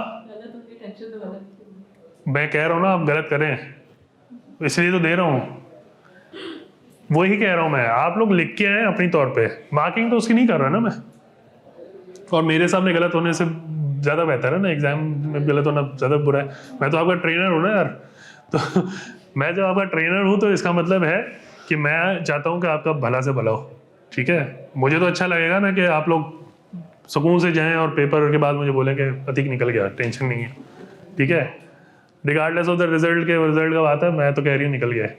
ठीक है, मैं ये चाहता हूँ, इतना कॉन्फिडेंस हो आप लोगों के अंदर। ठीक है, सो पॉइंट सिंपल सा है कि वो सिर्फ एक प्रैक्टिस है। The more we will practise together the more we will learn, and मैं भी आप लोगों के साथ लर्न करूँगा उसमें। ऐसे केसेस भी लाऊंगा जो मैंने भी कभी नहीं पढ़े होंगे। ठीक है, फिर हम साथ में पढ़ेंगे और उसमें से सॉल्यूशंस निकालेंगे। ठीक है, समझने की कोशिश करेंगे बिजनेसेस कैसे ऑपरेट करते हैं। अच्छा ये स्ट्रैटेजी इनकी क्यों फेल हुई थी, ये रीज़न था, ओके ठीक है। जो कंसल्टेंट होता है या जो CEO होता है ना, वो ऐसे ही सोचता है। हर कंपनी कामयाब तो नहीं होती। ठीक है, तो इसका मतलब हर CEO बुरा भी नहीं होता, वो फेल हो सकता है। फेलियर ना, हमारी सोसाइटी ने कचरा भर दिया कि फेलियर बुरी चीज़ है। फेलियर अच्छी चीज़ है, it makes you a better person. ठीक है, it makes you a better person, believe me और not. Failure is very good. हाँ, If you don't give up. Human has a survival instinct actually. We generally don't give up, unconsciously we do not give up. सिर्फ हम give up तब करते हैं जब हम अपने आप से हारने की कोशिश करते हैं। ठीक है, व्हेन वी लूज आवरसेल्व्स ना, there we lose the game. ठीक है, फिर हम वापस उठने की भी कोशिश करते हैं, हमारा अनकॉन्शियस ऐसा है। आप लोगों से गाड़ी ड्राइव कौन करता है? ड्राइव करते हैं? आती है drive करना। चलो ठीक है, एक बिहेवियर है गाड़ी ड्राइव करने का, वो बताता हूँ, शायद आप रिलेट कर पाए। अगर मैं फॉर एग्जांपल गाड़ी ड्राइव कर रहा हूँ तो मैं बहुत ज़्यादा अनकॉन्शियस ड्राइव कर रहा हूँ जनरली। वजह उसकी है कि वो इतना अनकॉन्शियस में आ गया है कि वो गियर भी खुद चेंज हो रहा होता है, एक्सीलेटर पे पाँव कब रखना है खुद ही हो रहा होता है। उसमें ऐसा नहीं होता मैं बहुत कॉन्शियसली नहीं ब्रेक लग रहा है, नहीं ऐसा नहीं होता। ठीक है, ऐसा नहीं होता ना, सीधी सी बात है। कॉन्शियसली तो बंदा माइंडफुल होकर तो ऐसे ही करेगा। लेकिन अगर मैं इस तरफ देख रहा हूँ और अगर मैंने थोड़ा सा इस तरफ देखा और सामने से कोई गाड़ी आ रही है, मेरा इंस्टिंक्ट फौरन से छलांग मारेगा और मैं ब्रेक मार दूंगा। ठीक है, क्यों मारूंगा मैं ब्रेक? हैबिट है। मेरा सर्वाइवल इंस्टिंक्ट है, अल्लाह ताला ने सर्वाइवल इंस्टिंक्ट बनाया हुआ है अंदर। एक प्रोसेस कहलाता है, बायोलॉजिकल वर्ड है, उसमें मुझे अचानक से जहन से निकल गया, बट दैट इज एक्टिवेटेड। वो फाइट एंड फ्लाइट मोड में होता है, वो एक्टिवेट होता है और आपको रोकता है। तो इंसान का जो नेचर है ना, वो सर्वाइवल इंस्टिंक्ट पे चलता है। We always go for our survival, कुछ भी कर लो, हमेशा अभी ये चेयर है, मैंने उस दिन सेशन में एग्जांपल दी थी, शायद जवेरी आऊँगी। मैं जब इस पर बैठता हूँ ना तो मेरा अनकॉन्शियस ऑलरेडी चेक कर चुका होता है कि ये टूटी हुई है या नहीं टूटी हुई है, ठीक है। कॉन्शियसली मैं चेक नहीं करता, यूं नहीं बैठ के मैं चेक करता फिर बैठता। अगर मैं करूँगा तो लोग मुझे बोलेंगे ये क्या पागल आदमी, हर चीज़ चेक करके बैठता है, ठीक है। लेकिन मेरा अनकॉन्शियस ऑलरेडी चेक कर चुका होता है। हाँ, हो सकता है कि मैं चेक फिर भी ना कर पाऊँ और मैं गिर जाऊँ, लेकिन बहुत कम प्रोबेबिलिटी हो जाती है उसकी। तो मैंने अपनी रिस्क मैनेजमेंट कर ली, ठीक है। यहाँ भी रिस्क मैनेजमेंट हो गई, गेटिंग। सो लाइफ इज, ये लाइफ का सब्जेक्ट है। This is not theory, this is not practical. मैं हमेशा कहता हूँ ये थ्योरी भी नहीं है, ये प्रैक्टिकल भी नहीं है, this is a real life paper. और ये चाहता भी एग्जामिनर यही है कि आप रियल लाइफ वर्क प्लेस पे कैसे काम करेंगे वैसे एक्ट करें इसमें, तभी आप लीडर बन पाएंगे। लीडर सॉरी, मेरे बॉस दुबई में बैठते हैं, ठीक है। मैं यहाँ पे टीम लीड करता हूँ, यहाँ से ग्लोबल टीम लीड करता हूँ। वो मुझसे ऑनलाइन रब्ता करते हैं, बट ही नोज के यार अतीक ने क्या क्या ऑब्जेक्टिव्स दिए हैं वो कर लेगा, खुद ही हो जाएगा, ठीक है ना। क्यों करते हैं वो मेरे लीडर है ना एक तरह से ऑर्गेनाइजेशन में, ठीक है। If he has a leadership quality he will rely on me and he will get things done within that good culture that we have, ठीक है। बट अगर वो बहुत मेटिकुलस होता, बहुत ज़्यादा अजीब सा बॉस होता, तो वो मैनेजर होता, लीडर ना होता मोस्ट प्रोबेबली, ठीक है। और वो इस कंपनी में भी ना होता क्योंकि कल्चर के तरह लाइन नहीं होता, ठीक है। कल्चर भी हम समझेंगे, इसमें कल्चर का भी एक एलिमेंट है। यहाँ कल्चर वेब भी हम समझेंगे, कल्चर वेब कैसे काम करता है, ये बहुत काम की चीज़ है, ठीक है। तो ये subject will discuss everything. Culture से कैसे ऑर्गेनाइजेशंस फेल हुई हैं ये भी एक केस दूंगा मैं आप लोगों को, ठीक है। सो हर टॉपिक में हम केस देंगे। जहाँ पे आपको केस नहीं दिया होगा ना, आप मुझसे बोले आती कि इस टॉपिक में कोई केस ला के दे मुझे, ठीक है। मेरे पास रिसोर्सेज है, मैं ला दूंगा, ठीक है। I have a lot of things to share with you guys. आप हजम करने वाला मादा क्रिएट करेंगे तो फिर मैं दूंगा। अगर मुझे लगेगा कि नहीं यार उल्टी आ रही है तो फिर शायद मैं पेपर क्लियर कराऊंगा आपको, फिर इतना स्किल सेट पे काम नहीं करेंगे हम, ठीक है। But the more you can learn from me, questions पूछें जिसके जवाब मुझे नहीं पता होंगे, मैं आपको बोल दूंगा मुझे जवाब नहीं पता, ठीक है। लेकिन मैं आपको दिलाऊंगा जवाब, ठीक है। विल ट्राई, अभी मैंने इस पर कोई प्लानिंग नहीं की है, will try to bring some industry people as well to tell you about their experiences in some business cases, but उसको हम अभी साइड पे रखते हैं। कोशिश हमारी होगी by the end of the course लेके आए 2-3 लोगों को, ताकि आपको विजिबिलिटी है। बट तब तक आप लोग इतने ट्रेन हो चुके होंगे कि ट्रेनर की ज़रूरत, एक्सटर्नल स्पीकर की ज़रूरत नहीं पड़ेगी। बहुत सारी वीडियोज़ मैं आपके साथ शेयर कर सकता हूँ अबाउट बिजनेस लीडर्स, वो अपने केसेस को कैसे सॉल्व करते हैं या अपनी ऑर्गेनाइजेशन के लिए कैसे सोल्यूशन बेस्ड बनते हैं। तो बहुत सारी चीज़ें होंगी, जितना इंटरैक्टिव इसको करेंगे आप लोग उतना ज़्यादा अच्छा रहेगा। मुझसे सवाल पूछें, बातें करें, कोई मसला नहीं है, आई वोंट माइंड, ठीक है। Got it? समझ में भाई बात आई आप लोगों को? How is your examiner testing you? Exam paper अभी देखते हैं हम, ठीक है, कैसे टेस्ट कर रहा है, क्या कर रहा है। ऑनलाइन है सब कुछ। हम कोशिश करेंगे, वैसे मेरी रिकमेंडेशन है कि हम जब जिस क्लास में प्रैक्टिस करने वाली क्लास होगी ना हमारी, उसमें हम लैपटॉप पर टाइपिंग करके प्रैक्टिस करें। This will help you right in the way you should write in exam. Simulation होगी ना हमारी बॉडी की, रिस्पॉन्सिव होंगे हम। अच्छा, ये सिलेबस आप लोगों ने देखा हुआ है? नहीं देखा हुआ? चलो जल्दी से क्विक निकालता हूँ मैं इसको। अच्छा, ये स्ट्रैटेजिक बिजनेस लीडर क्या बोल रहा है? ACC EPS module, applied skills, business and technology, ये 3 स्किल्स आपसे मांग रहा है। EPS क्या है? Ethics professional skills, ethics and professional skills EPS है, ठीक है। अच्छा, वो ये कह रहा है 100% इंटीग्रेटेड केस स्टडी है, examine across a breadth of organisation function, जो हमने डिस्कस कर ली है बात, ठीक है। ये 5 स्किल्स हैं, प्रोफेशनल स्किल्स, जो आपसे पूछना चाह रहा है, जो कि हम डिस्कस कर चुके हैं। Communication, commercial acumen, analysis, scepticism, evaluation, ठीक है। फिर वो कह रहा है कि each exam will therefore assess both technical skills and above professional skills, while marks will be awarded for relevant technical points that candidates make up to 20% of the total marks each will be allocated to the professional skills, ठीक है। Broad structure ये होगा, case दिया जाएगा, हर candidate से ये expect किया जाएगा कि वो रेंज ऑफ रिसोर्सेज को यूज़ करे। Interviews with the staff, surveys दिए जाएंगे, फॉर एग्जांपल मेमोज होंगे, ग्राफ्स होंगे, ईमेल्स होंगी, स्प्रेडशीट होंगी, पिक्चर्स होंगी, फिगर्स होंगी, ये सारी चीज़ें केस में दी जाएंगी पढ़ने के लिए और समझने के लिए, ठीक है। मिसाल के तौर पर कहा जाएगा कंपनी की सेल्स बहुत ऊपर जा रही है, ठीक है, लेकिन साथ में ये भी केस में लिखा जाएगा कि रॉ मटेरियल बहुत महंगा है, ठीक है, तो ऑटोमेटिकली आप ये देखने की कोशिश करेंगे कि यार प्रॉफिट एक्चुअली क्या हो रहा है, ग्रॉस प्रॉफिट मार्जिन कितना हो रहा है, हो भी रहा है या नहीं हो रहा है, ठीक है। सीईओ या सेल्स की टीम ये क्लेम कर रही है कि हमने सेल्स इस दफ़ा बहुत ज़बरदस्त कर दी है, ठीक है, लेकिन आपने जब डेटा देखा तो आपको पता लगा कि सेल्स की टीम ने स्पेंड भी बहुत ज़्यादा किया है, तो ऑटोमेटिकली जो मार्जिन है वो नीचे आ गया, ठीक है। Basic structure, each XM will require to take various roles of an organizational leader, consultant और advisor, या तो आप consultant होंगे या advisor होंगे या CEO होंगे, ये आप इससे सवाल इस तरह पूछेगा वो, ठीक है। Then come the examination required digital and employability skills, that is what I was asking about। हम कोशिश करेंगे कि इसको थोड़ा सा सिमुलेशन बेस करें, प्रैक्टिस करें लैपटॉप्स पे, अगर हम लैपटॉप्स पे कर सकते हैं, वरना हम लैब भी जा सकते हैं, ठीक है, हमारे पास लैब भी है यहाँ पे, वहाँ भी ट्राई कर सकते हैं हम ये चीज़ें। ACC प्लेटफॉर्म के नाम से आप लोगों के पास एक्सेस है, आप वहाँ भी प्रैक्टिस कर सकते हैं फॉर अ नेचुरल फील, ठीक है। किसी भी SBL की एग्जाम को आप उधर प्रैक्टिस कर सकते हैं एज वी मूव ऑन, ठीक है, मैं कराऊंगा ये सारी चीज़ें।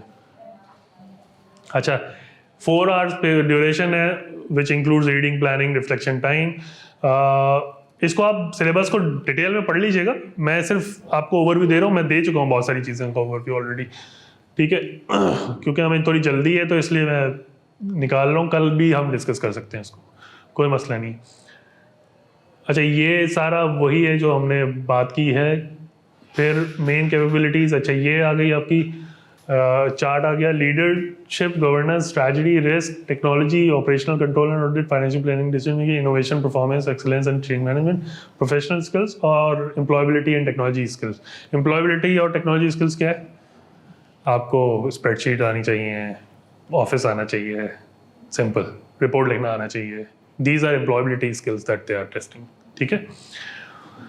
Syllabus, leadership, governance, strategy, risk, technology and data analytics, organization control and audit, financial planning and decision making, enabling success and change management, professional skills, other employability and digital skills.